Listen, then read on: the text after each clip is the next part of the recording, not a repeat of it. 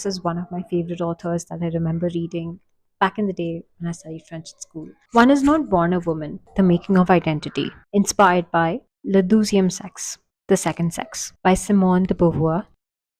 On n'est pas femme, on le devient. One is not born, but rather one becomes a woman. These words, written in 1949, still pulse at the heart of everything we are trying to understand about gender, freedom, and what it means to live an examined life.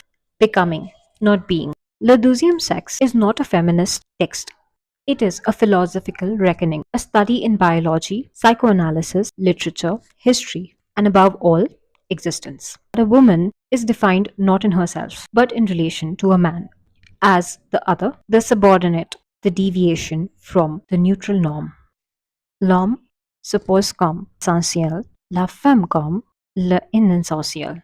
The man is absolute, the woman is the other.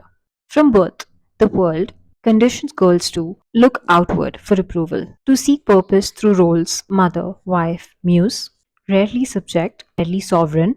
The myth of eternal feminine, the idea that womanhood is rooted in nature, biology, softness, sacrifice, that a woman is destined to nurture, to yield, to be beautiful and broken open. But this myth, she says, is a cultural fabrication, reinforced by centuries of repetition. Le mythe de la femme, dans l'imminence. The myth of woman traps her in imminence. Where a man is allowed to transcend, to become, to act, woman is expected to remain beautiful, receptive, dependent. The Beauvoir rejects this with fire and clarity, not to invert the hierarchy, but to demand liberation for both. Drawing from Sartrean existentialism, she says, we are condemned to be free. Yet, women are rarely taught to claim that freedom.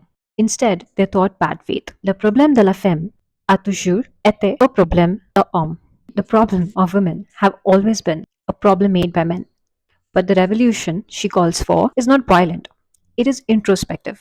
A refusal to accept proposed meaning, a quite radical act of choosing oneself, the call to become. What she teaches brilliantly, unapologetically, is that freedom isn't granted, it is assumed, taken, lived into. Pour que la femme s'affirme comme sujet, il faut qu'elle soit au mouvement pour l'atteindre son dos. For a woman to affirm herself as subject, she must move towards transcendence. It's not about rejecting femininity, it's about refusing the cage it's too often built in.